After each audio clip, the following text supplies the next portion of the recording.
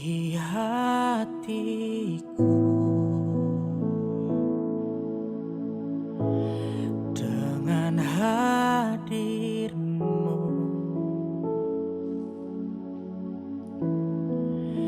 Ku rindu memandang wajah-Mu, oh Tuhan, di dalam kekudusan-Mu. Bawaku dekat dalam hati-Mu.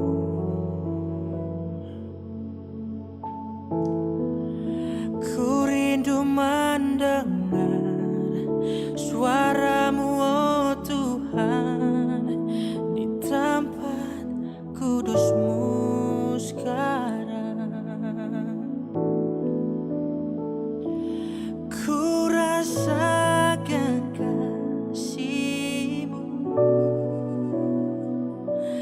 dan indahnya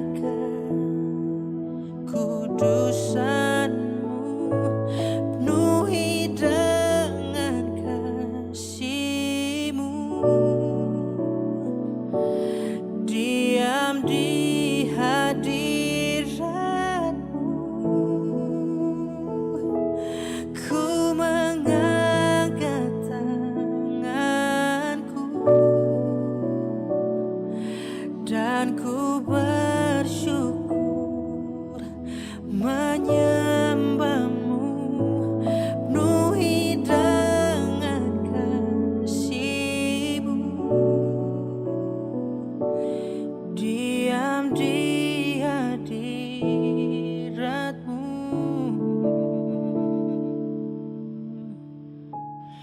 Bawaku dekat dalam hati-Mu.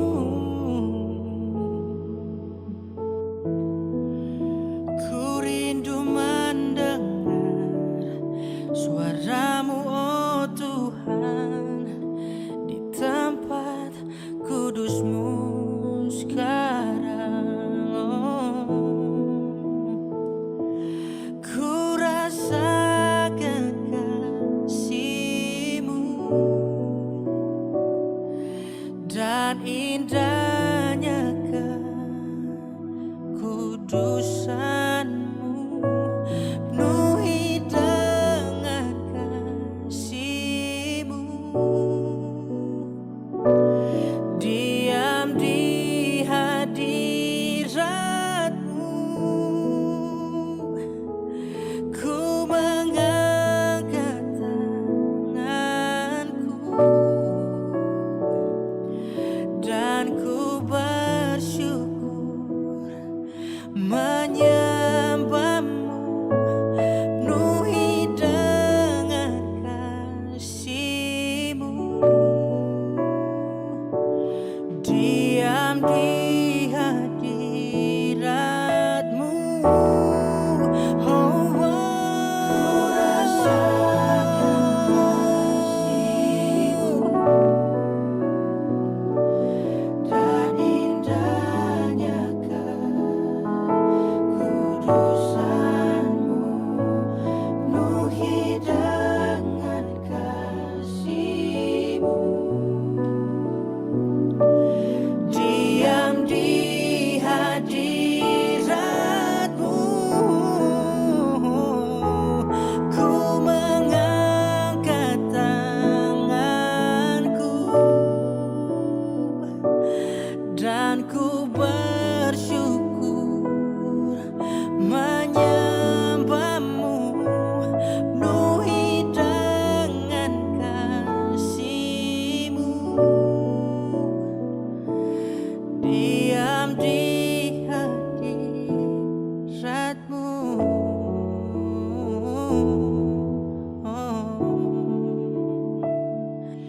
Diam di hadirat-Mu.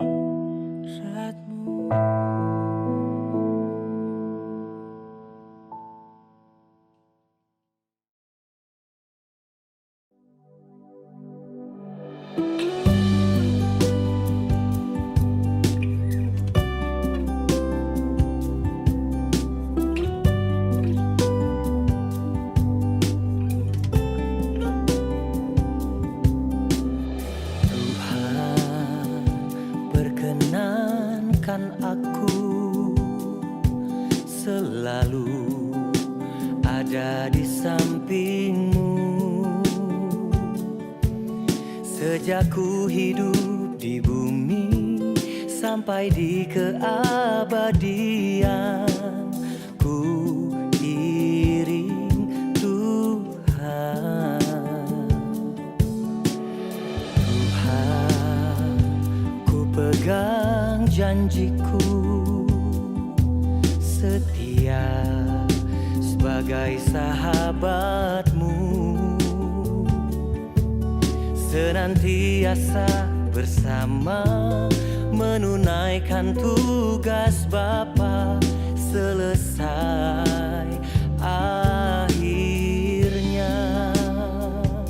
Ku bersedia hidup kudus tak bercela, takkan lagi dalam percintaan dunia. Ajarku berpikir seperti dirimu, bawaku Tuhan dalam perjuanganmu.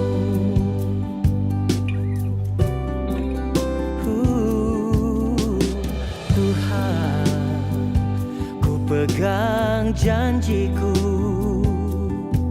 setia sebagai sahabatmu, senantiasa bersama menunaikan tugas Bapa selesai akhirnya. Ku bersedia hidup kudus tak bercela, takkan lagi dalam percintaan dunia. Ajarku berpikir seperti dirimu, bawaku Tuhan dalam perjuanganmu.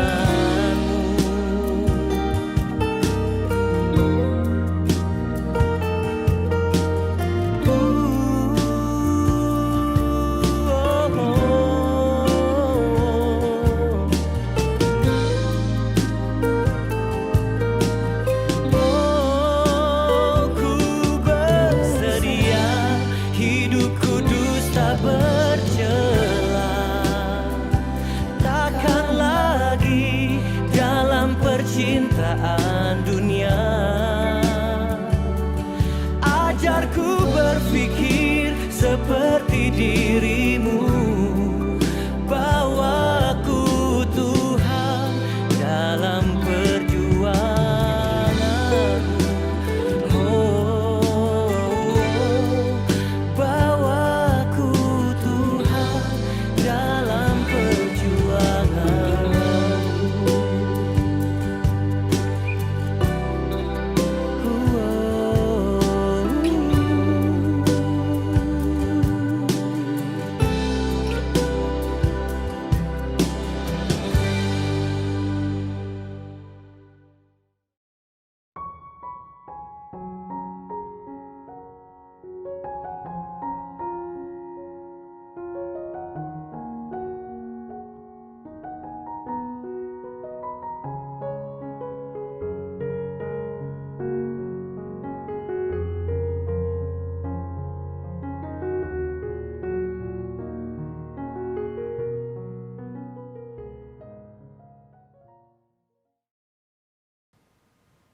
Shalom jemaat Tuhan yang diberkati Tuhan.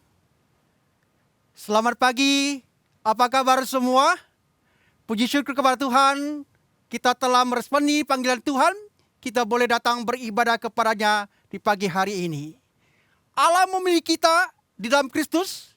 Allah berencana untuk menunjukkan kemurahan kepada orang Yahudi, juga bukan orang Yahudi berdasarkan anugerahnya. Bangsa-bangsa bukan Yahudi tidak selayaknya bangga diri. Demikian juga sebaliknya Israel. Karena Injil memadamkan kebanggaan dan kesombongan manusia. Allah tertarik oleh kelemahan kita dan muak atas kecongkakan kita. Dialah memilih kita untuk menjadi garam dan terang di dalam dunia ini.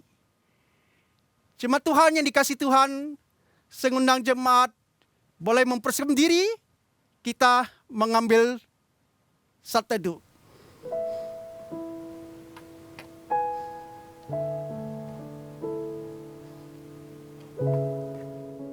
Marilah kita awali ibadah pada hari ini dengan pengakuan bahwa pertolongan kita adalah dari Tuhan yang menciptakan langit dan bumi dan yang tidak pernah meninggalkan pekerjaan tangannya. Turunlah atas kita sekalian kasih, karunia, rahmat dan damai sejahtera dari Allah Bapa, Anak dan Roh Kudus.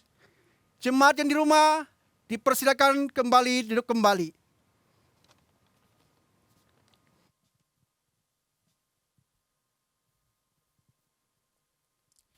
Gereja Tuhan, dengarlah panggilan beribadah pada hari ini yang terambil dari Mazmur 30 ayat yang kelima. Nyanyikanlah Mazmur bagi Tuhan, hai orang-orang yang dikasihinya, dan persembahkanlah syukur kepada namanya yang kudus. Gereja Tuhan, apa yang menurut Anda paling indah dalam hidup ini? Jika jawaban Anda adalah Kristus, mari bersama-sama kita memuji memuliakan namanya. Kita menyanyikan satu pujian, Indahlah Yesus.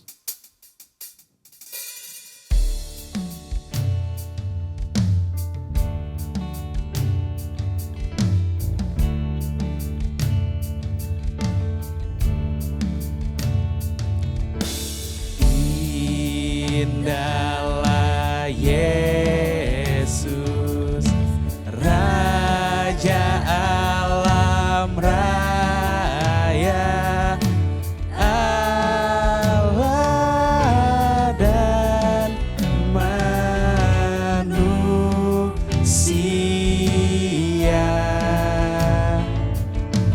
Kau ku kasihi,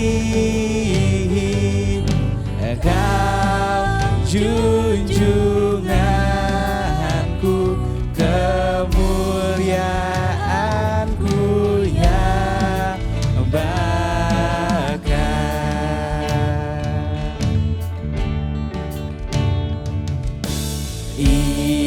Indah tamasya, indah sawah ladang, sungguh elok berseri. Kau lebih indah, Kau Tuhan Yesus, menghibur hati yang sedih.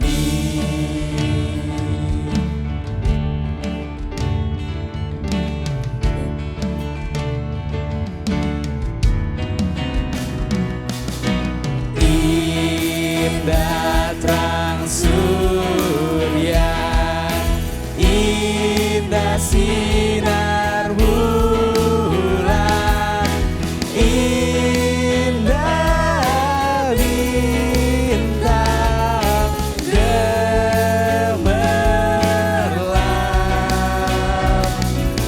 Kau lebih indah, Kau lebih cerlah di sorga dan di dunia.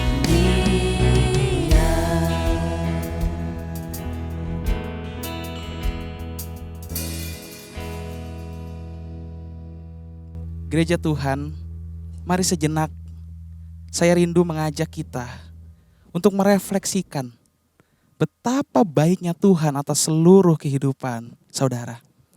Keluarga yang Ia berikan, pekerjaan, bahkan makanan di meja saudara, sahabat, dan yang paling besar ialah keselamatan yang Ia berikan. Mari sejenak kita berdoa, bersyukur atas segala kebaikannya pada kita.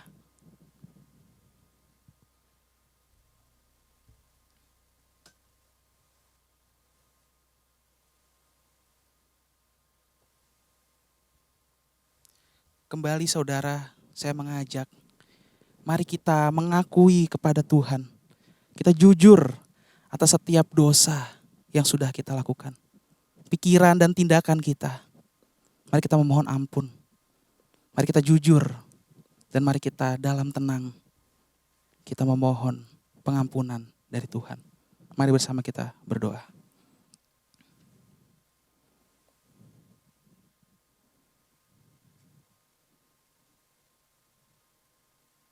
Tuhan Allah, kami bersyukur ya Bapa. Sebab Engkau memberikan sesuatu yang sebetulnya kami tidak layak mendapatkannya. Terima kasih Tuhan untuk kebaikan-kebaikan yang Engkau berikan kepada kami.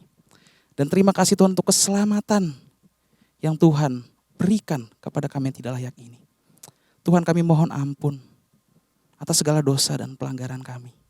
Segala tindakan, pikiran, perkataan kami. Dan terima kasih Tuhan, Engkau Allah, Engkau tidak pernah menyerah atas kami. Kau terus sabar atas segala apa yang kami lakukan. Dan kiranya Tuhan menolong kami.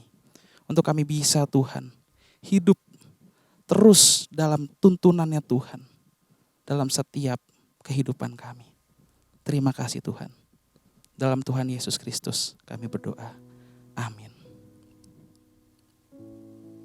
Mari saudara, Tuhan sudah mengampuni kita. Kita rindu untuk memuji nama Dia yang sudah begitu baik atas kita.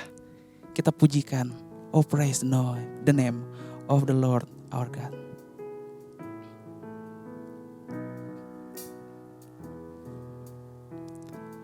Oh praise the name of the Lord our God. Oh praise His name forevermore. For endless days we will sing your praise, oh Lord our God. Oh praise the name of the Lord our God. Oh praise His name forevermore. For endless days we will sing your praise, oh Lord our God. Oh praise the name, the name of the Lord our God. Oh praise His name forevermore.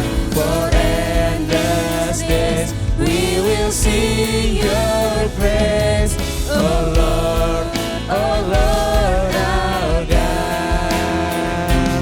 Oh praise the name of the Lord our God. Oh praise His name forevermore.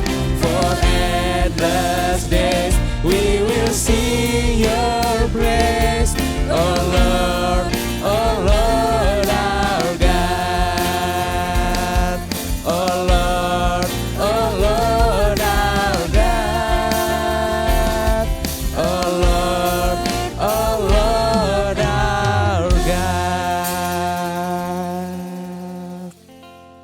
Gereja Tuhan, firman Tuhan berkata dalam 1 Tesalonika 4 ayat ke-7. Allah memanggil kita bukan untuk melakukan apa yang cemar, melainkan apa yang kudus. Mari kita meresponi firman Tuhan ini dengan kita menyerahkan segala apa yang kita lakukan, ibadah kita pada hari ini ke dalam tangan Tuhan. Biarlah segala apa yang kita lakukan menjadi satu respon akan kebaikannya Tuhan. Mari bersama saudara, kita akan masuk ke dalam bacaan bertanggapan. Kita akan bersama-sama membacakan Katekismus Heidelberg secara responsoria. Bagaimana saudara diingatkan dan diyakinkan dalam baptisan kudus bahwa kurban Kristus yang satu-satunya yang terjadi pada kayu salib itu menjadi kebaikan bagi saudara. Kristus telah menetapkan permandian lahiriah ini disertai janji, sebagaimana tubuhku pasti dibasuh secara lahiriah oleh air, yang biasa dipakai untuk menghilangkan kotoran tubuh. Sepasti itu pula aku telah dibasuh dengan darah dan rohnya dari kecemaran jiwaku, yaitu semua dosaku. Apa itu? Dibasuh dengan darah dan roh Kristus? Mendapat pengampunan dosa dari Allah berdasarkan rahmat karena darah Kristus yang telah ditumpahkannya bagi kita dengan pengorbanannya pada kayu salib. Dan pembaruan oleh Roh Kudus, serta pengudusan olehnya menjadi anggota tubuh Kristus, supaya kita makin lama makin mati bagi dosa, dan menempuh hidup saleh serta tidak bercela. Di mana Kristus berjanji kepada kita bahwa sebagaimana kita pasti dibasuh oleh air baptisan, sepasti itu pula Dia mau membasuh kita dengan darah dan rohnya. Dalam penetapan baptisan yang berbunyi sebagai berikut, karena itu pergilah, jadikanlah semua bangsa muridku, dan baptislah mereka dalam nama Bapa dan Anak dan Roh Kudus. Dan siapa yang percaya dan dibaptis akan diselamatkan, tetapi siapa yang tidak percaya akan dihukum. Mari bersama kita membacakan. Janji itu diulang ketika Alkitab menyebut baptisan adalah permandian kelahiran kembali dan pembasuhan dari semua dosa. Gereja Tuhan, saya mengajak jemaat, mari kita bangkit berdiri. Bersama dengan orang-orang percaya di segala tempat dan dalam sepanjang zaman. Mari kita mengikrarkan pengakuan iman kita yang berbunyi demikian. Aku percaya kepada Allah, Bapa yang Maha Kuasa, Khalik langit dan bumi, dan kepada Yesus Kristus anaknya yang tunggal Tuhan kita, yang dikandung dari Roh Kudus, lahir dari anak darah Maria, yang menderita sengsara di bawah pemerintahan Pontius Pilatus, disalibkan, mati dan dikuburkan, turun ke dalam kerajaan maut. Pada hari yang ketiga bangkit pula dari antara orang mati, naik ke sorga, duduk sebelah kanan Allah, Bapa yang Maha Kuasa. Dan dari sana Ia akan datang untuk menghakimi orang yang hidup dan yang mati. Aku percaya kepada Roh Kudus, gereja yang kudus dan am, persekutuan orang kudus, pengampunan dosa, kebangkitan tubuh, dan hidup yang kekal. Amin. Gereja Tuhan, pengakuan iman rasuli adalah sebuah deklarasi iman seorang yang percaya padanya. Iman pada masa kini seringkali dianggap sebagai sesuatu yang privat. Tetapi marilah kita bukan hanya sekedar di hati saja percaya, tapi juga kita berani mendeklarasikan dengan mulut kita bahwa aku percaya. Mari bersama-sama kita memuji Tuhan. Kita nyanyikan, aku percaya. Biarlah lagu ini menjadi satu ekspresi iman kita. Untuk menyatakan Tuhan, kami percaya kepadamu.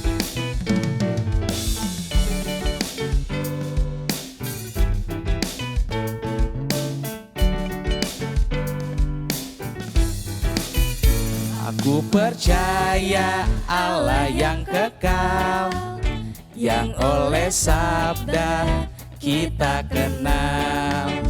Bapa pencipta alam semesta, yang mengasihi manusia. Aku percaya putra tunggalnya, yang disalibkan di Golgota, yang dari kubur bangkit dan menang, naik ke sorga dalam terang. Aku percaya pada Roh Kudus, yang mendiami kita terus. Aku percaya gereja yang esa, ku jadi suci di dalamnya. Hatiku percaya, hatiku percaya, hatiku percaya, selalu ku percaya. Oh, hatiku percaya, iya. Hatiku percaya, hatiku percaya, selalu ku percaya. Yes, kami percaya pada Allah yang kekal, yang oleh sabdanya engkau kami kenal. Bapa pencipta seluruh alam semesta, Kau mengasihi kami manusia. Percaya putra tunggalnya, yang disalibkan di Golgota, yang dari kubur sorga dalam terang. Aku percaya pada Roh Kudus yang mendiami kita terus. Aku percaya gereja yang esa, ku jadi suci di dalamnya. Hatiku percaya, hatiku percaya, hatiku percaya, selalu ku percaya.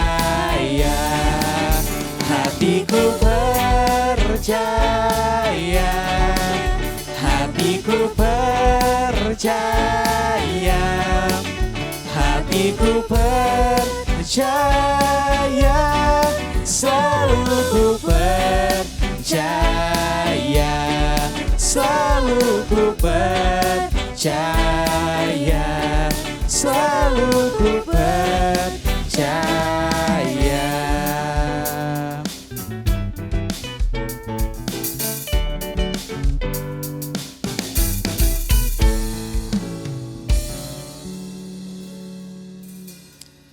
Gereja Tuhan, apakah makna dan peran kita selama ini sebagai orang percaya di ruang publik? Firman Tuhan berkata bahwa kita adalah garam dan terang dunia. Tapi beranikah kita mengatakan bahwa oh Tuhan, segala sesuatu yang saya punya adalah dari Allah, oleh Allah, kepada Allah, dan bagi Allah saja kemuliaan sampai selama-lamanya. Beranikah kita mengatakan demikian? Mari kita refleksikan dan kita persiapkan hati kita untuk mendengar kebenaran firman Tuhan sambil menyanyikan satu pujian hanya bagi Yesus.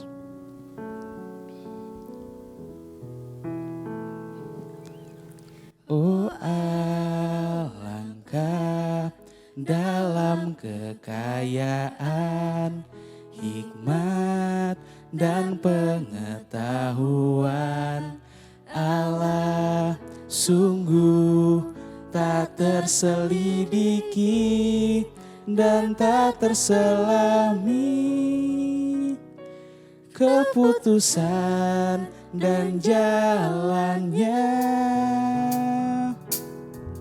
Oh alangkah dalam kekayaan, hikmat dan pengetahuan Allah, sungguh tak terselidiki dan tak terselami keputusan dan jalannya. Sebab segala sesuatu adalah dari Dia dan oleh Dia, kepada Dia, bagi Dia kemuliaan sampai selamanya. Hanya Engkau, Yesusku.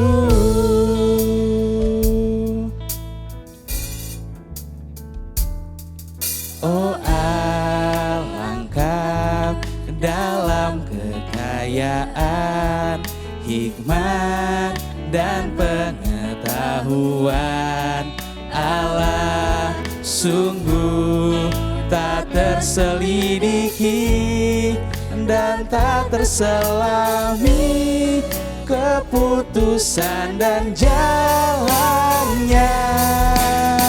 Sebab segala sesuatu adalah dari Dia dan oleh Dia, kepada Dia, bagi Dia kemuliaan sampai selamanya. Hanya Engkau, Yesusku.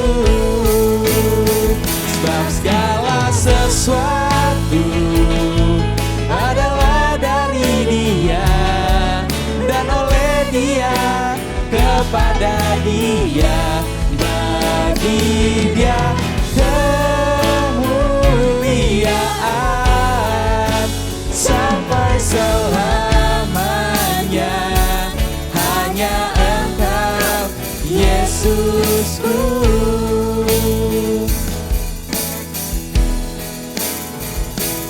Segala sesuatu adalah dari Dia dan oleh Dia, kepada Dia, bagi Dia kemuliaan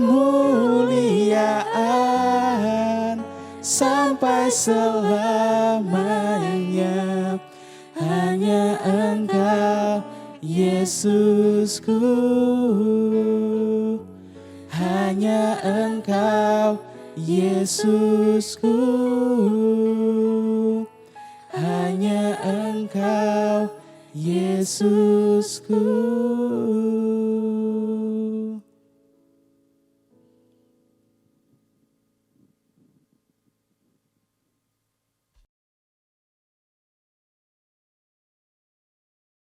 Baik, Shalom Bapak Ibu yang dikasihi oleh Tuhan. Senang sekali kita bisa berkumpul kembali di dalam ibadah online ini. Dan biarlah firman Tuhan hari ini yang akan kita dengar sama-sama boleh membentuk hati dan juga pikiran kita tertuju kepada Kristus saja. Mari sebelum itu kita tundukkan kepala, kita berdoa. Ya Tuhan, kami rindu bahwa Roh-Mu yang kudus boleh menolong kami dan juga menjamah kami di dalam segala keterbatasan kami. Agar kami bisa memahami firman-Mu yang begitu indah, Injil-Mu yang begitu manis untuk setiap kami. Terima kasih ya Tuhan, demi nama Yesus kami berdoa, kami bersyukur. Amin. Baik, Shalom Bapak Ibu, sekali lagi kita hari ini akan merenungkan satu topik yang penting sekali saya pikir. Dan topik ini adalah topik yang indah untuk kita renungkan bersama-sama, yaitu adalah kekudusan publik. Dan hari ini kita akan sama-sama belajar dari Roma pasal 11 ayat yang ke-11 sampai 24. Dan juga secara khusus di dalam ayatnya yang ke-36. Tapi saya tidak akan membaca ayat ini secara full, dan saya berharap Bapak Ibu ketika selesai dari ibadah online ini, Bapak Ibu bisa dengan sendiri boleh membuka Alkitab dan juga membaca bagian dari ayat-ayat ini, agar Bapak Ibu lebih paham dan lebih memahami apa yang kita renungkan pada pagi hari ini. Mari sama-sama sebelum kita masuk, kekudusan publik itu sebenarnya apa sih? Ini tema yang berbicara mengenai apa sih? Kalau saya bisa sampaikan di dalam sebuah kata-kata, kekudusan publik itu adalah kita menularkan kekudusan Allah yang sudah kita nikmati melalui kekudusan hidup kita kepada dunia yang ada di tengah-tengah kita. Jadi bagaimana kekudusan Allah yang sudah kita nikmati dalam hidup kita, itu kita tularkan lewat kekudusan hidup kita. Nah, berarti ini berbicara apa? Berbicara kita yang betul-betul menjadi berkat, menjadi teladan bagi dunia yang ada di sekeliling kita. Nah, bagaimana kita bisa memahami bagian ini dengan lebih dalam lagi? Saya akan pandu setiap kita untuk membahas di dalam 3 poin utama hari ini. Yang pertama adalah kita akan berbicara mengenai panggilan yang mulia. Yang kedua, kita akan masuk ke dalam pembicaraan mengenai panggilan yang holistik. Dan yang terakhir itu adalah panggilan yang injili. Apa maksudnya panggilan ini semua? Saya berbicara mengenai panggilan di dalam sebuah konteks bahwa ketika kita dikuduskan oleh Allah dan kita menerima kekudusan Allah di dalam diri kita dan kita masih berproses dalam kekudusan itu, kita itu dipanggil untuk juga bisa menerangi, membawa kekudusan itu bagi lingkungan kita, bagi dunia yang sebenarnya sedang rusak oleh dosa ini. Dan itu adalah panggilan kita. Maka dari itu 3 bagian ini akan memperlihatkan kepada kita bahwa betapa pentingnya bagaimana identitas kita, keberadaan kita ada di dalam tengah dunia ini. Kita harus membawa panggilan yang kudus itu terhadap dunia yang rusak karena dosa ini. Yang pertama, kita akan sama-sama membahas mengenai panggilan yang mulia. Panggilan yang mulia itu berbicara mengenai apa? Sebenarnya sebelum masuk dalam panggilan yang mulia, saya ingin kita itu setuju dengan sebuah statement. Statementnya adalah panggilan yang mulia itu dimulai dari identitas yang mulia. Sama-sama kita bilang, panggilan yang mulia itu dimulai dari identitas yang mulia. Jadi kita nggak bisa berbicara mengenai sebuah panggilan tanpa kita menghargai sebuah identitas yang mulia. Identitas apa? Of course itu berbicara mengenai identitas yang Tuhan berikan bagi setiap kita. Identitas yang seperti apa? Saya kalau pandu Bapak Ibu sekalian di dalam Roma pasal 11 ayat 17 sampai 18. Ayat ini begitu indah, bilang begini. Karena itu apabila beberapa cabang telah dipatahkan dan kamu sebagai tunas liar telah dicangkokkan di antaranya dan turut mendapat bagian dalam akar pohon zaitun yang penuh getah. Janganlah kamu bermegah terhadap cabang-cabang itu. Jikalau kamu bermegah, ingatlah bahwa bukan kamu yang menopang akar itu, melainkan akar itu yang menopang kamu. Ini adalah konteks di mana Paulus itu sedang berbicara kepada jemaat yang di Roma. Kita perlu paham bahwa jemaat di Roma itu bukanlah jemaat yang sebenarnya termasuk umat pilihan Tuhan seperti apa yang ada di dalam Perjanjian Lama. Di dalam Perjanjian Lama jelas sekali umat pilihan itu mengacu kepada Israel sebagai umat yang dipilih secara khusus untuk menggarami, untuk menjadi terang, membawa kekudusan Allah di dalam konteks bangsa pada waktu itu. Tapi di dalam Roma pasal 11 ini menariknya, Paulus itu mengubah. Kenapa? Karena Paulus melihat bahwa sebenarnya yang dimaksud oleh Alkitab atau oleh Allah mengenai Israel yang rohani itu bukan berbicara mengenai Israel secara fisik saja. Namun bagaimana Israel yang rohani itu juga berbicara mengenai banyak orang. Bagaimana Paulus melayani di dalam orang-orang Yunani, itulah orang-orang Israel secara rohani. Dan dalam bagian ini, Paulus mengatakan kepada mereka bahwa identitas kamu sebagai Israel rohani itu adalah identitas yang begitu berharga. Identitas yang begitu indah. Kenapa? Karena Allah bukan hanya melihat Israel secara fisik saja. Tapi Allah juga memandang kepada orang-orang yang di luar orang Israel. Tapi akhirnya dibawa, dicangkokkan ke dalam sebuah tunas yang indah. Tunas zaitun, kalau Alkitab katakan dalam konteks ini.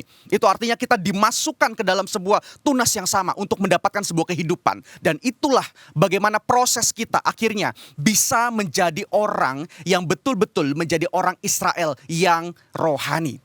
Dan di dalam konteks inilah Paulus berbicara. Penekanan Paulus bukan hanya berbicara mengenai identitas yang mulia itu. Penekanan Paulus juga berbicara mengenai jangan kamu bermegah terhadap cabang-cabang itu. Paulus ingin menegaskan kepada orang-orang di Roma pada waktu itu bahwa sekalipun kamu menjadi umat Allah karena kamu dicangkokkan ke dalam Kristus, sebenarnya itu nggak boleh menjadi sebuah dasar atau alasan agar kamu merasa superior daripada orang-orang Israel yang lainnya, atau kamu merasa superior dari bangsa-bangsa lain yang belum kenal Kristus. Tapi di dalam bagian ini Paulus mengingatkan bahwa kamu nggak boleh bermegah, kamu nggak boleh data kutip sombong dengan apa yang kamu dapatkan. Kenapa? Karena identitas itu berbicara mengenai identitas yang mulia, yang sifatnya adalah anugerah. Dan saya mau bilang kepada Bapak Ibu sekalian, ketika kita memiliki identitas di dalam Kristus, kita menjadi miliknya, kita menjadi anak-anaknya, percayalah, itu bukan berbicara mengenai kita yang ingin, tapi bagaimana keinginan Allah yang menarik kita ke dalam cabang itu, ke dalam tunas yang dimana Allah itu betul-betul bekerja dan memberikan sebuah kehidupan bagi setiap kita. Jadi percayalah bahwa ketika kita percaya kepada Kristus, itu bukan karena kita, bukan karena kehebatan kita, tapi itu semua karena anugerah daripada Dia yang menyelamatkan kita. Kalau kita melihat konteksnya lebih dalam lagi di dalam Perjanjian Lama, sebenarnya Alkitab itu seringkali menggunakan kata pohon zaitun untuk menggambarkan umatnya Israel secara fisik. Secara khusus dalam Yeremia pasal 11 ayat 16. Di sana dikatakan, pohon zaitun yang rimbun, elok dipandang mata, pernah Tuhan namai engkau.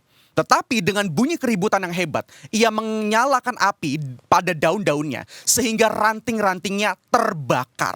Nah, di dalam konteks ini sebenarnya Israel secara fisik yang dikatakan adalah pohon zaitun yang rimbun, yang elok dipandang dan indah sekali. Itu gagal. Kenapa? Karena orang Israel pada Perjanjian Lama sering kali jatuh kepada penyembahan berhala. Dan akhirnya Allah bilang kepada mereka, sebenarnya kamu itu adalah pohon zaitun yang sudah gagal, yang sudah habis daunnya, yang sudah tidak ada apa-apanya lagi. Dulu kamu memang baik, tapi sekarang ketika kamu jatuh kepada berhala, kamu bukan lagi sebuah pohon zaitun yang sebenarnya punya buah, punya daun, punya akar yang baik. No, bukan. Karena kamu telah gagal. Namun di dalam konteks Roma, puji Tuhan, Allah memperlihatkan kepada kita bahwa sekalipun umat Israel itu gagal secara fisik, tapi Allah di dalam Kristus itu hadir. Dia sebagai sebuah pohon zaitun yang sejati, bahwa semua yang rusak itu dicangkokkan kepada Dia agar beroleh sebuah kehidupan yang baru. Wow, itu adalah kabar yang begitu indah buat setiap kita. Apa arti dari ini semua? Saya mau bilang begini, kita adalah tunas liar, yaitu adalah manusia berdosa yang dicangkokkan pada akar zaitun yang memberi kehidupan, yaitu adalah Kristus. Dan saya mau bilang, ketika kita mendapatkan sebuah panggilan untuk menggarami dunia, untuk menjadi terang, membawa kekudusan Allah, percayalah, itu semua nggak mungkin terjadi tanpa sebuah identitas yang mulia yang Tuhan berikan secara khusus untuk setiap kita. Mari sama-sama kita katakan, kita bersyukur untuk identitas yang mulia ini. Kita bersyukur untuk identitas yang mulia ini. Sekali lagi kita katakan, kita bersyukur untuk identitas yang mulia ini. Bapak Ibu yang dikasihi oleh Tuhan, identitas yang mulia ini bukan hanya berhenti kepada keindahan identitas itu sendiri. Namun sebenarnya ketika kita mendapatkan identitas yang mulia itu, Allah itu ingin kita itu masuk ke dalam sebuah tujuan. Sekali lagi, Allah itu ingin kita masuk ke dalam sebuah tujuan Dia untuk kita lakukan di dalam dunia ini. Jadi identitas yang mulia itu bukan hanya diberikan agar kita merasa keselamatan kita terjamin, agar kita merasa kita adalah umat Tuhan yang dijamin. Bukan itu. Tapi identitas itu mengacu kepada sebuah panggilan. Sama-sama kita katakan apa? Panggilan. Jadi panggilan itulah yang sebenarnya akan membuat kita itu diuji di dalam identitas yang mulia itu. Kita diajak untuk bisa menjadi berkat, kita diajak untuk membawa kekudusan di tengah dunia ini. Apa panggilan itu sebenarnya? Di dalam Roma pasal 11 ayat 36, Paulus katakan begini, sebab segala sesuatu adalah dari Dia, dan oleh Dia, dan kepada Dia. Bagi Dialah kemuliaan sampai selama-lamanya. Dari ayat ini, sebenarnya ayat ini adalah sebuah fokus akhir dari semua pembicaraan Paulus tentang kita yang dicangkokkan ke dalam sebuah tunas Kristus itu sendiri. Dan kita beroleh sebuah panggilan, sebuah tugas ketika kita ada di dalam dunia. Untuk apa? Untuk membawa kemuliaan Allah lewat keberadaan kita. Dan itu adalah tugas kita bersama. Itu adalah panggilan mulia untuk kita semua. Karena status identitas mulia yang sudah diberikan Allah kepada setiap kita. Kalau kita berpikir, sebenarnya bagaimana sih caranya? Atau apa sih artinya kita membawa kemuliaan di tengah dunia ini? Saya akan membantu kita dari pemahaman yang berasal dari Katekismus Westminster. Dalam Katekismus Westminster, dalam pertanyaan yang pertama itu dikatakan, apa sih tujuan Allah menciptakan manusia? Setidaknya ada dua hal yang menunjukkan tujuan Allah menciptakan manusia. Yang pertama itu adalah menikmati Allah. Sama-sama kita katakan apa? Menikmati Allah. Yang kedua, tujuan Allah menciptakan kita adalah untuk memuliakan Allah. Sekali lagi kita katakan apa? Memuliakan Allah. Dua tujuan ini sebenarnya yang diberikan Allah kepada kita ketika Dia menciptakan kita. Namun masalahnya begini, ketika manusia sudah jatuh ke dalam dosa, sudah rusak oleh dosa, apa yang sebenarnya Tuhan rancangkan buat kita sebagai manusia ciptaannya, itu menjadi rusak juga. Maka dari itu sekarang kalau kita berani koreksi diri kita, bukankah seringkali kita itu lebih ingin menikmati kesenangan diri kita? Bukankah sekarang kita lebih senang untuk menikmati segala hal yang sifatnya ego untuk diri kita sendiri? Tapi kita nggak mau menikmati Allah di dalam segala hal yang Tuhan perintahkan buat kita. Kita enggan atau kita rasanya agak males untuk memikul salib. Kita rasanya agak males untuk bisa menyangkal diri. Kenapa? Karena itu nggak nikmat buat kita. Lihat, gambar Allah yang awal karena ada dosa itu menjadi rusak. Memuliakan Allah juga menjadi salah satu aspeknya. Bukankah sekarang yang kita fokuskan dalam hidup kita itu bicara soal kita yang disanjung. Pokoknya apa-apa. Segala sesuatu yang hebat yang sudah terjadi dalam hidup kita. Kita tuh pengennya dalam hati kita adalah kita itu bisa di-respect orang, kita itu bisa dipuji sama orang. Dan itu menunjukkan bahwa sebenarnya kemuliaan Allah itu bukan menjadi pusat lagi dalam hidup kita. Tapi apa? Kemuliaan kita. Semua berbicara tentang apa? Kita, dan kita. Tapi puji Tuhan begini. Sekalipun gambar ini sudah rusak dan tujuan Allah sudah rusak dalam hidup kita karena dosa. Tapi ketika kita dicangkokkan kembali kepada Kristus, kita yang tadinya tidak mengenal Dia, tapi kita ditarik dari cabang yang sebenarnya harusnya mati kepada tunas yang indah, tunas yang betul-betul sempurna, yaitu adalah Kristus. Kita menjadi punya sebuah kehidupan yang baru. Kita jadi punya kehidupan yang betul-betul bisa memancarkan terang, bisa menghasilkan buah, daun yang sangat lebat. Dan orang bisa memaknai itu, dan orang bisa memandang itu lewat hidup kita. Dan Bapak Ibu dikasihi oleh Tuhan, sebenarnya ketika Paulus berbicara memuliakan Allah, di sana kita bisa melihat sebuah keindahan yang betul-betul indah. Kenapa? Karena panggilan yang mulia ini berbicara mengenai sebuah cara Allah agar kita itu kembali kepada rancangan awal Dia. Jadi saya mau bilang begini, ketika kita ditarik menjadi cabang yang akhirnya dihidupkan kembali karena Kristus, kita sudah dicangkokkan. Lihat, Tuhan itu punya tujuan yang bagus buat hidup kita loh. Agar apa? Agar kita itu tidak terus-menerus jauh dari Dia. Agar kita tidak terus-menerus menikmati kenikmatan kita saja. Agar kita tidak terus-menerus menikmati kemuliaan kita saja. Tapi Allah ingin agar kita kembali tidak terus terjerumus dalam bagian itu. Dan Allah ingin mengambil kita agar kita punya fokus yang baru. Untuk apa? Menikmati Dia. Karena Allah tahu bahwa sumber kenikmatan yang paling nikmat itu hanya dapat ditemukan di dalam Kristus. Karena Allah tahu sumber kemuliaan yang paling mulia hanya bisa kita kerjakan ketika kita mengembalikan itu semua kepada Allah di sorga. Bukan kepada kita. Karena pada dasarnya kita tidak akan pernah puas. Dan itulah cara Allah untuk menarik kita. Bukankah ini satu hal yang indah buat kita? Bahwa panggilan itu bukan berbicara mengenai identitas yang mulia saja, yang sifatnya anugerah. Tapi panggilan itu juga membuat kita itu belajar untuk bisa kembali kepada rancangan Allah. Dan saya mau bilang, itu adalah hal yang spesial yang hanya diberikan bagi setiap kita yang adalah umat-umatnya. Itu tidak diberikan kepada orang lain sembarangan, tapi itu diberikan kepada setiap kita. Kenapa? Karena Allah ingin memproses kita di tengah dunia yang rusak ini. Wow, puji Tuhan. Dari poin yang pertama saya mau bicara apa? Sebenarnya ketika kita berbicara mengenai panggilan yang mulia, kita sebenarnya sedang berbicara bahwa kita itu ditarik untuk kembali menikmati dan memuliakan Dia di dalam dunia ini. Itulah panggilan yang mulia. Itulah yang Tuhan kerjakan buat setiap kita ketika Dia memberikan identitas yang indah dan anugerah buat setiap kita. Bagian yang kedua dari bagian ini adalah kita akan berbicara mengenai panggilan yang holistik. Sama-sama kita katakan apa? Panggilan yang holistik. Dalam bagian ini saya akan lebih banyak berbicara mengenai hal-hal yang praktis. Ketika kita sudah paham bahwa kita punya identitas mulia yang adalah sifatnya anugerah, lalu kita dipanggil untuk menjadi bagian agar kita bisa menikmati kenikmatan yang sempurna itu di dalam Kristus. Dan kita juga bisa fokus untuk memuliakan Dia. Lihat, ada hal-hal praktis yang sebenarnya bisa kita kerjakan di dalam dunia ini. Apa aja sih kira-kira yang bisa kita kerjakan agar kita ini betul-betul menjadi terang, membawa kekudusan Allah itu di tengah dunia ini? Apa saja? Saya akan mengutip salah satu statement dari seorang teolog yang bernama Henry Tyson. Dia mengatakan begini, gereja itu bertanggung jawab untuk memberikan kesempatan pada dunia untuk memberitakan atau mendengarkan Injil serta menerima Kristus. Saya akan ulangi kalimat ini. Gereja bertanggung jawab untuk memberikan kesempatan. Coba notice kalimat ini. Kata ini, kesempatan pada dunia untuk mendengarkan Injil serta menerima Kristus. Sebenarnya ketika kita sudah diselamatkan, kita itu bukan hanya berbicara mengenai diri kita sendiri.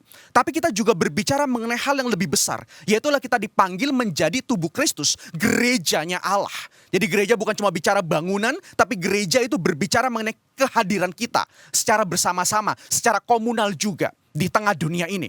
Nah, itu adalah sebuah panggilan bagi gereja. Agar apa? Agar orang-orang yang belum kenal Tuhan itu mendapatkan sebuah kesempatan. Perhatikan, mendapat sebuah kesempatan untuk dengar berita Injil. Lewat siapa? Lewat hidup kita. Jadi itu adalah hal yang sifatnya tanggung jawab. Andai kata kita tidak melakukan bagian ini, sebenarnya saya mau bilang dengan sederhana, kita tidak bertanggung jawab dengan keselamatan yang sudah diberikan kepada kita. Kalau kita tidak punya tanggung jawab dan kita menelantarkan tanggung jawab itu, kita berpikir, sudahlah, yang penting saya sifatnya, saya cinta Tuhan, saya pergi ke gereja, saya pelayanan, saya pokoknya hidup kudus saja di hadapan Tuhan, lalu saya selesai, saya berkenan di hadapan Tuhan, lalu kita pikir kita sudah oke? No, saya mau bilang, kita belum utuh dalam bagian itu. Kenapa? Karena kita melalaikan sebuah tanggung jawab yang lebih besar, di mana Tuhan ingin lewat kekudusan yang kita kerjakan bersama Dia, kita bawa itu ke tengah dunia. Dan itu tanggung jawab kita bersama, Bapak Ibu. Kita itu memiliki pandangan, panggilan untuk memuliakan Allah di dalam dunia dengan cara mempengaruhi dunia yang rusak melalui kekudusan hidup kita. Saya senang dengan satu kata ini, mempengaruhi. Mungkin ini adalah kata yang gampang untuk mewakili apa yang harus saya kerjakan di tengah dunia ini. Untuk bisa menggarami mereka, untuk bisa membawa kabar tentang Tuhan, untuk bisa membawa terang Tuhan bagi mereka. Kata kuncinya adalah kita harus mempengaruhi. Nah, apa saja yang bisa kita lakukan sebenarnya? Saya ingin melihat ini di dalam 3 aspek yang gampang sekali kita bisa lakukan. Aspek yang pertama bicara aspek iman. Aspek yang kedua itu berbicara mengenai aspek karakter. Aspek yang ketiga itu berbicara mengenai aspek pekerjaan. 3 hal ini adalah cara yang paling mudah dan paling gampang untuk kita lakukan agar apa? Agar dunia itu bisa betul-betul melihat kita berbeda dari orang-orang lainnya. Ketika orang memandang kita, orang bisa melihat bahwa wow, ini orang kok beda banget ya. Aku nggak pernah ketemu sama orang model yang seperti ini. Nah, ini adalah 3 cara ya agar kita bisa membawa kemuliaan Tuhan, kekudusan Tuhan, dan membuat akhirnya mereka melihat betul orang ini itu membawa kabar tentang Kristus, dan mereka akhirnya memuliakan Allah ketika mereka kenal Kristus itu. Yang pertama adalah iman. Kita bisa Bapak Ibu sebenarnya menjadi sebuah teladan, menjadi sebuah berkat bagi dunia di dalam iman kita. Iman itu berbicara apa sih? Iman itu berbicara mengenai apa yang kita percayai sebenarnya. Saya pikir begini, banyak orang yang saat ini itu tidak mau tahu dengan imannya. Maka dari itu ketika dia mendapatkan pertanyaan-pertanyaan dari orang-orang lain yang tidak kenal Tuhan. Sebutlah dari orang yang ateis, dari orang yang memegang paham pluralis, dari orang-orang yang memegang sebuah paham agama lain ketika mempertanyakan tentang Tuhan. Kenapa sih Tuhan Yesus harus jadi manusia? Kenapa sih kamu percaya banget sama kekristenan? Kenapa sih kamu percaya sama Alkitab? Kenapa sih kamu percaya sama Allah yang konsepnya Tritunggal? Yang kelihatan ada 3 itu ya? Itu banyak sekali pertanyaan-pertanyaan yang muncul. Dan seringkali kita akan mengabaikan pertanyaan itu. Dan kita bilang begini, itu mendingan dijawab sama hamba Tuhan saya aja deh. Itu mendingan dijawab sama gembala saya aja deh. Saya mau bilang begini, itu kurang tepat. Kenapa? Karena kita lalai untuk mempertahankan iman kita. Saya tidak sedang berbicara Bapak Ibu semua harus sekolah teologi agar Bapak Ibu bisa mempertahankan iman dengan betul-betul kuat dan sempurna dan perfect ketika orang itu bertanya kepada kita. Bukan. Tapi minimal untuk hal-hal yang fundamental tentang Alkitab, tentang Allah, tentang Kristus, tentang dosa, tentang keselamatan, itu semua kita betul-betul paham. Bukan cuma kita datang gereja, lalu kita nyanyi, kita pulang, selesai gitu saja. Saya pengen lewat iman itu, kita juga bisa akhirnya nanti dipakai oleh Tuhan untuk bisa mempertanggungjawabkan iman kita. Sehingga jangan-jangan banyak orang yang mempertanyakan karena dia penasaran dengan iman Kristen. Dan kita bisa menjawab dengan apa yang kita sudah pelajari. Itu bisa membawa mereka akhirnya mengenal Kristus juga nantinya. Maka dari itu saya percaya betul orang Kristen gak boleh berhenti untuk belajar. Sama-sama kita bilang apa Bapak Ibu? Orang Kristen tidak boleh berhenti untuk belajar. Belajarlah terus. Lewat apa? Lewat misalkan ada pembinaan dalam gereja kita masing-masing. Kita bisa semangat untuk mengikuti. Lewat pembinaan-pembinaan Zoom yang mungkin ada sekarang ini. Bapak Ibu bisa mendaftarkan diri, bisa belajar dan mendengar. Belajar untuk hal itu. Kenapa? Karena lewat iman yang kita pertanggungjawabkan, kita bisa juga menjadi terang dan garam bagi dunia ini. Yang kedua adalah lewat karakter kita. Ini karakter sifatnya sangat umum sebenarnya. Tapi saya akan coba membawa ini kepada sebuah hal yang mudah saja. Karakter itu juga berbicara mengenai bagaimana di tengah dunia kita membawa kabar Kristus lewat hidup kita, lewat kehidupan praktis kita. Kita itu tidak kompromi dengan segala sesuatu yang dunia tawarkan. Saya akan cerita satu pengalaman saya. Belum lama, beberapa bulan lalu, saya tuh pernah kena tilang di salah satu jalan di Jakarta. Memang yang pertama kena tilang itu karena kesalahan saya. Karena saya tidak tahu. Saya tidak tahu di Jakarta itu kalau belok kiri itu nggak boleh sembarangan belok kiri kalau ada lampunya. Jadi ngikutin lampu merah. Kalau di Depok tempat saya belok kiri ya melengos aja langsung belok kiri nggak apa-apa ya. Tapi kalau di Jakarta saya baru tahu di jalan-jalan besar itu sebenarnya kalau nggak ada tulisan belok kiri langsung itu nggak boleh belok kiri. Sekalipun itu kosong. Nah satu kali saya belok kiri langsung. Tiba-tiba pas saya belok kiri di ujung udah ada polisi yang ngeliatin saya. Saya bawa mobil waktu itu. Polisi langsung berhentiin saya. Lalu polisi bilang, "Selamat siang Pak, Bapak tahu kesalahan Bapak apa?" Saya bilang, "Wah saya nggak tahu Pak." "Emangnya salah saya apa?" "Bapak nerobos lampu merah." Wah saya bilang, "Loh lampunya kan lurus Pak, saya kan belok nggak apa-apa dong." Terus dia bilang apa? "Sama Pak, nggak boleh kecuali ada tulisannya." Akhirnya saya dikasih tahu, oke saya di titik itu, saya mengakui kesalahan saya. Dan saya selalu bilang sama orang, misalkan saya ditilang ya, saya selalu bilang sama polisi itu, saya bilang, "Baik Pak, sorry saya salah. Saya minta maaf, saya tahu saya salah," gitu kan. Akhirnya polisi itu singkat cerita bilang, "Bapak ditilang ya." "Silakan Pak," saya bilang, "silakan ditilang." Akhirnya ketika mau ditilang, Bapak Ibu polisi itu terus tanya saya, "Betul Pak mau ditilang?" "Betul Pak, mau ditilang Pak." "Ya udah sini surat-suratnya." Saya kasih segala macam, dia tunggu agak lama, dia balik lagi, dia tanya lagi, "Saya tilang ya Pak?" "Siap Pak, tilang saja, saya akan datang." Saya bilang gitu. Saya kasih surat semua, tapi tiba-tiba ketiga kali dia datang lagi ke jendela saya, dia bilang, "Pak, hari ini saya ampuni Bapak. Saya bebaskan Bapak. Karena Bapak sudah mengakui kesalahan Bapak. Lain kali hati-hati Pak untuk belok ya. Jadi Bapak tidak jadi saya tilang." Saya akhirnya dibiarkan untuk lolos. Wow. Dalam titik itu saya selalu berpikir dulu Michael yang dulu adalah Michael yang gampang sekali untuk langsung kasih uang, pergi begitu saja, selesai. Tapi saya tahu Bapak Ibu, bagian itu adalah bagian yang sebenarnya tidak mencerminkan karakter kita di tengah dunia yang sudah rusak. Kalau dunia melakukan itu, ngapain kita lakukan hal yang sama? Kalau dunia melakukan sikap seperti itu, kenapa kita harus sama seperti mereka? Kita tunjukkan sebuah kualitas yang berbeda, tidak kompromi minimal. Dan beberapa pandangan atau beberapa pengalaman lain itu saya pernah rasakan juga. Dan saya belajar pelan-pelan. Dan saya percaya kita semua juga bisa belajar. Dan kita betul-betul sama-sama dibentuk untuk bisa melakukan bagaimana karakter kita di tengah dunia itu harusnya berbeda dengan orang-orang yang ada di sekeliling kita. Yang ketiga, itu adalah pekerjaan kita. Jangan salah sangka ketika saya bilang pekerjaan, ini hanya mengacu kepada orang yang kantoran, pada orang yang punya bisnis, tidak. Saya lebih melihat arti pekerjaan di sini adalah sebuah tanggung jawab kita sesuai dengan konteks usia kita. Misalkan yang dengar live streaming adalah teman-teman yang masih muda, berarti pekerjaan teman-teman adalah seorang apa? Pelajar. Kalau teman-teman masih kuliah, berarti pekerjaan teman-teman adalah belajar juga. Kalau teman-teman sudah mulai masuk ke dalam kantor, pekerjaan teman-teman apa? Ya di kantor. Dan yang bisnis, pekerjaan adalah di bisnis. Dan itu semua berbicara mengenai konteks usia dan konteks di mana kita ada di tengah itu. Tahukah kita bahwa dalam konteks pekerjaan ini, kita itu bisa membawa kabar sukacita, kabar terang itu kepada sekeliling kita dengan sangat baik. Saya ingin bicara soal nilai excellent. Apa sih artinya excellent dalam pekerjaan? Excellent itu artinya adalah kita melakukan hal yang lebih dari sesuatu yang sebenarnya sudah ditetapkan.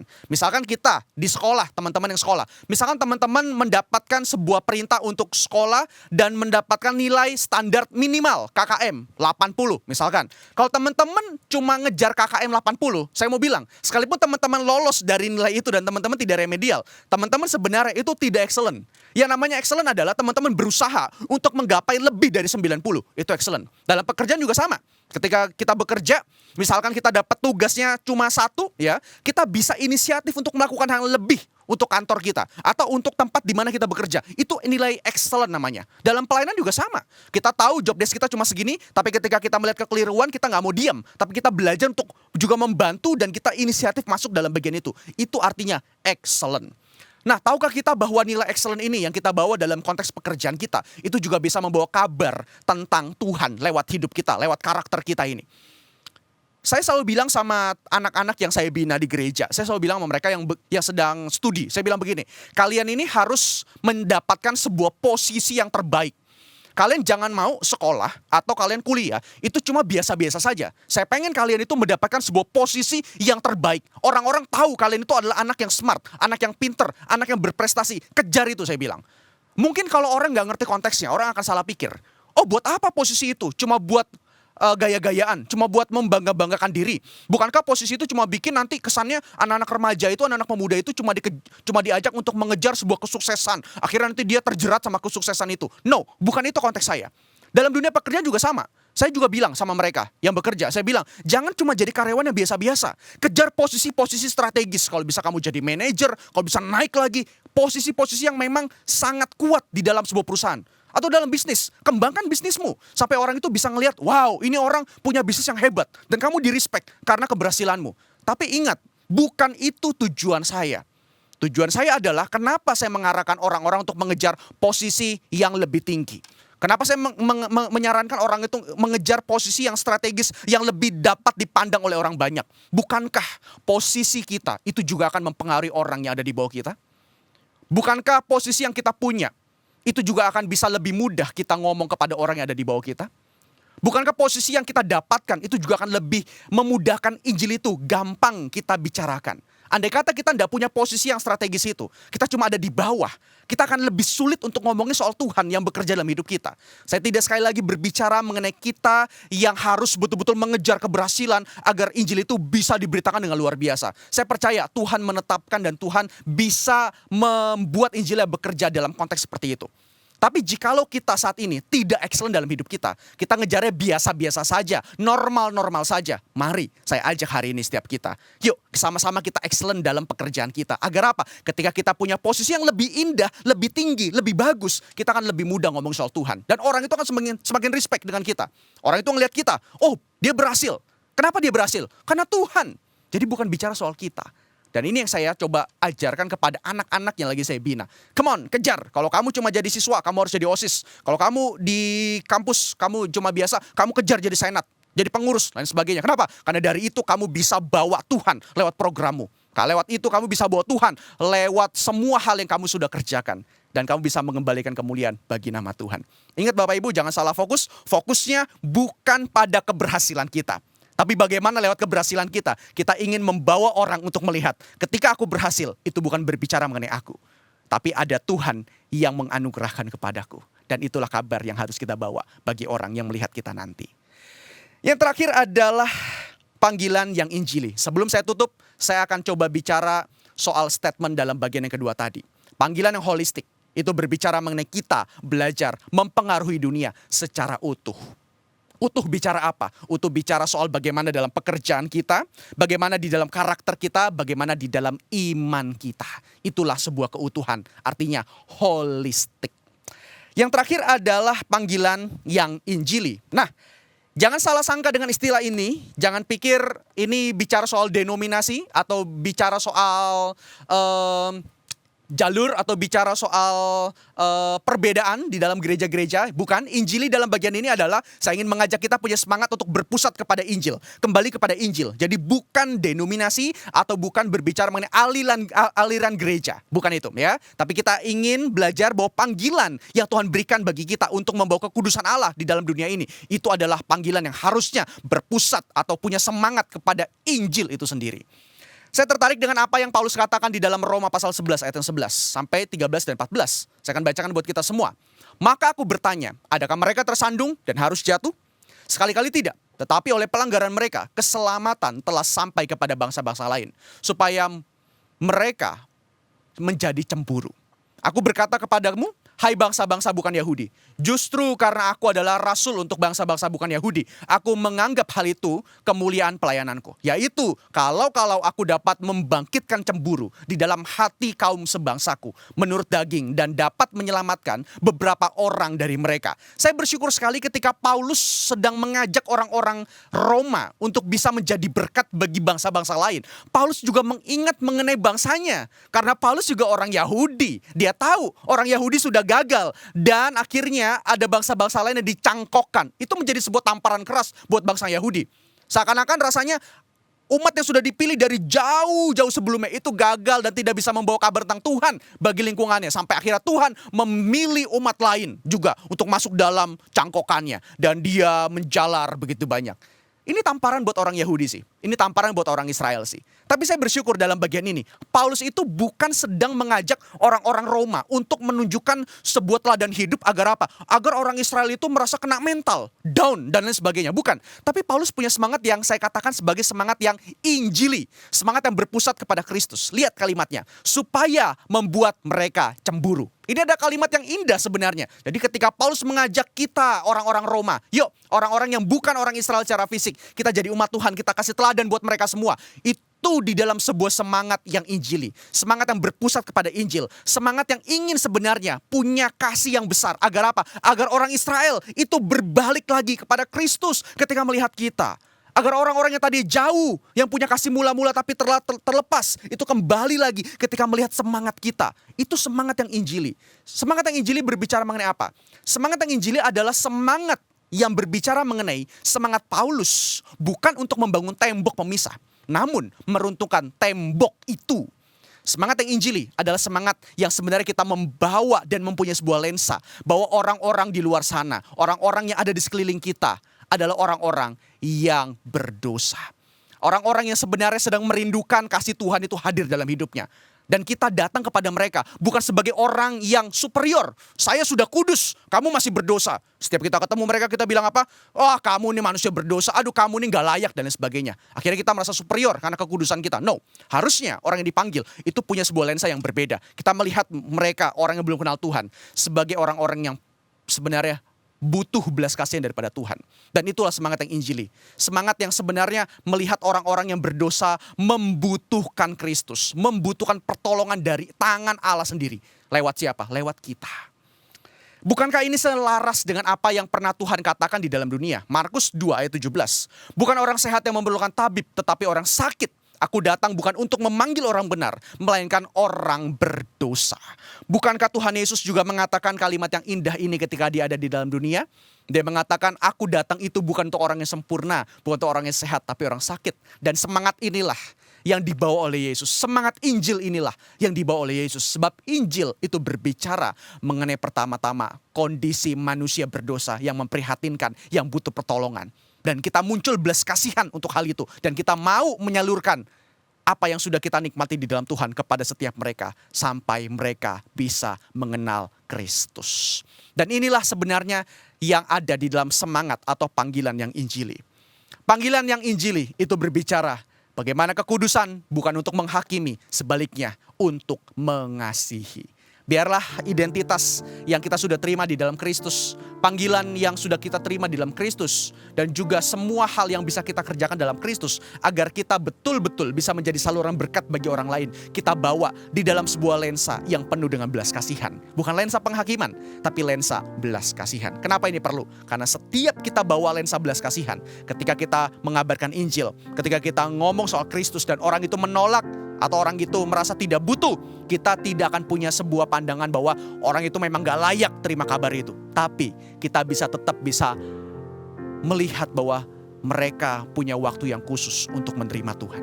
Dan kita akan terus senantiasa bisa belajar, terus menerus mau mengabarkan kabar itu kepada setiap mereka. Lewat sikap kita, lewat iman kita, dan juga lewat apapun yang kita obrolkan kepada mereka. Amin.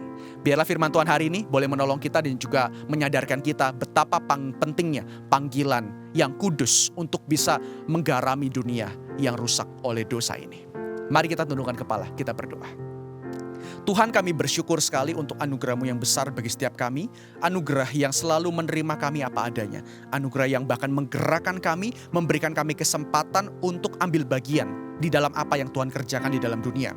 Kami bukan siapa-siapa, tapi ketika kami mendapatkan sebuah tugas panggilan untuk bisa memberitakan Injil lewat hidup kami, lewat pikiran kami, lewat segala sikap kami, itu adalah anugerah bagi kami. Dan biarlah Tuhan, lewat itu semua kami bisa fokus kepada jiwa, kepada belas kasihan kepada mereka. Kami gak jemu-jemu untuk memberitakan sekalipun kami ditolak. Kami gak jemu-jemu untuk menyiarkan sekalipun kami dihimpit. Kami gak jemu-jemu untuk ngomongin soal Tuhan sekalipun kami gak mendapatkan keuntungan secara fisik dengan hal itu. Tetapi kami mau belajar Tuhan lewat identitas yang Tuhan berikan kepada kami. Identitas yang mulia itu. Kami ingin mengabarkan kabar yang sukacita, gospel, Injil kepada orang yang belum kenal Engkau. Terima kasih ya Tuhan. Demi nama Yesus kami berdoa, kami bersyukur. Amin.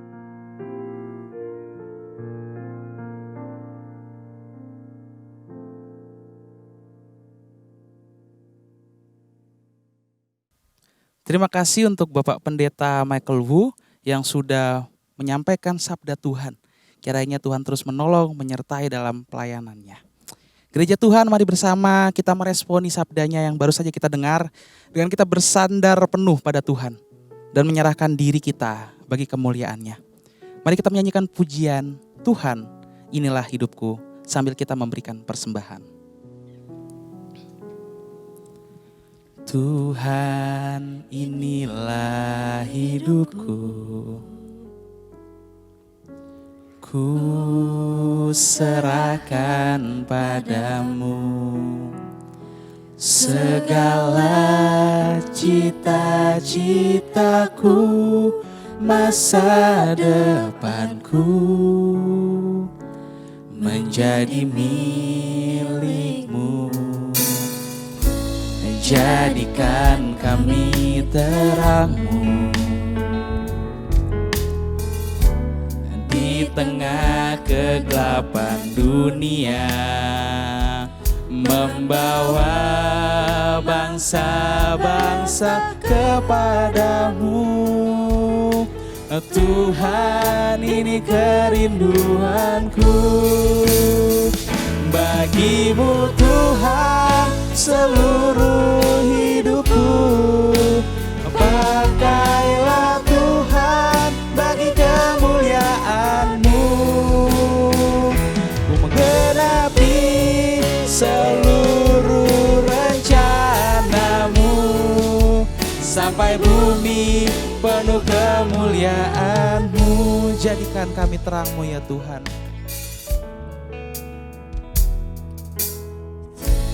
Jadikan kami terang-Mu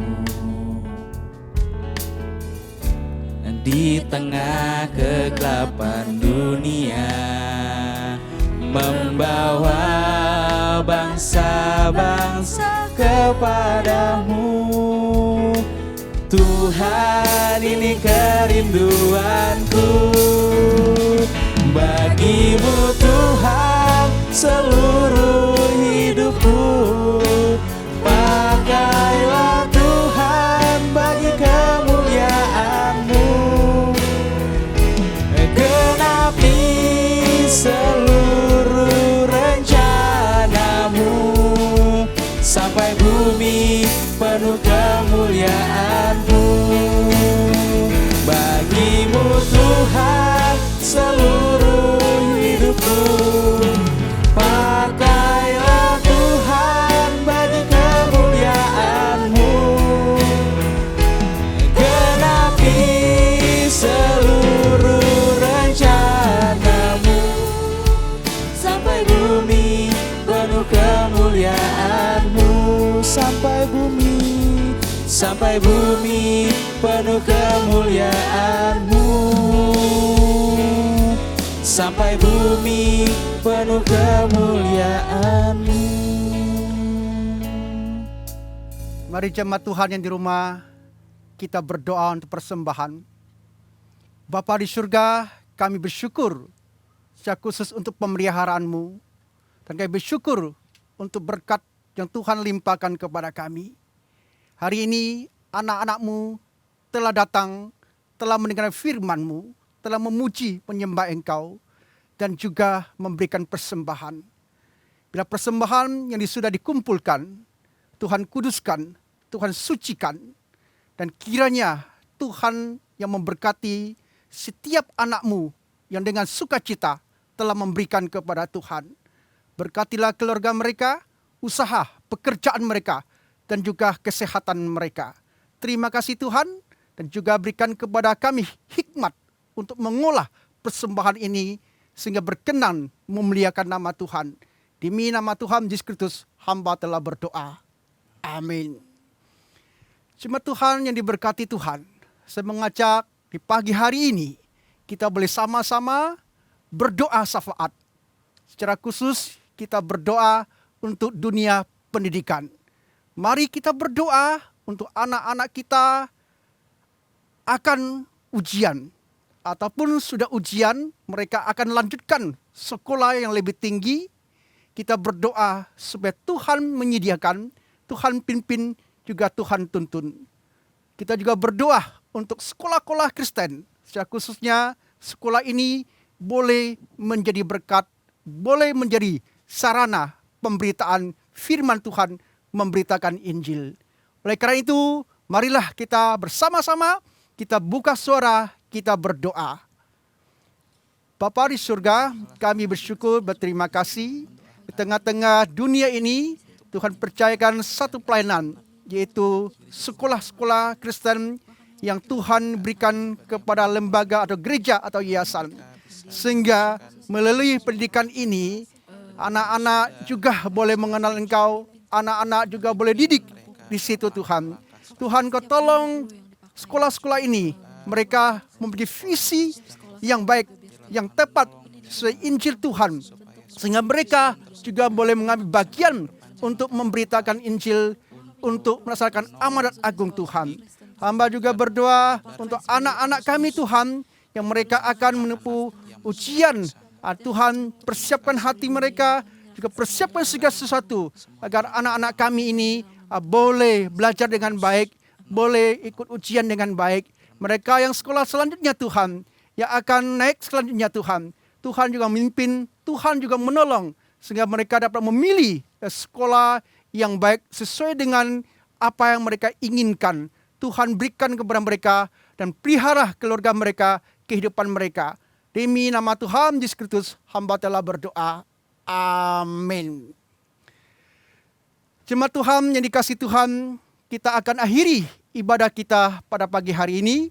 Oleh karena itu, saya mengundang jemaat boleh mengambil sikap berdiri. Kita nyanyikan doksologi.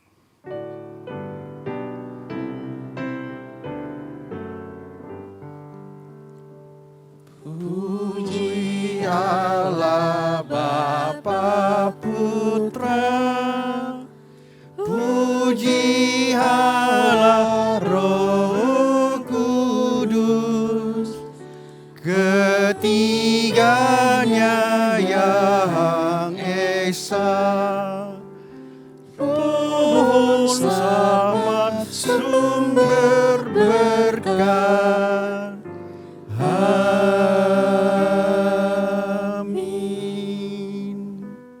Saudara-saudara, kita adalah milik Allah. Taatlah dan setialah kepadanya. Gairah melayani, hiduplah dalam kekudusan, bukan berbuat kita diam, tetapi justru membuat kita semakin giat melayani dan berkarya di dalam Kristus, di dalam dunia ini.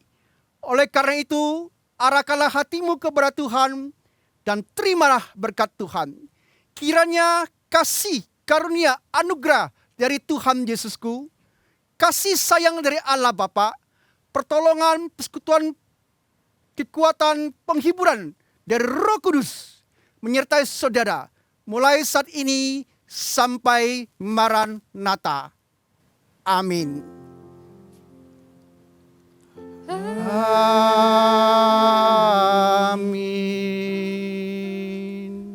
Amin.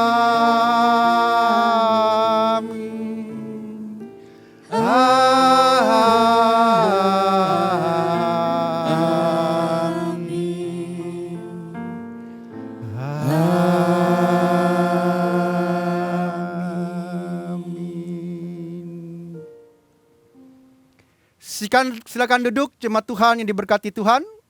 Ambil saat teduh, ibadah kita selesai. Selamat hari Minggu.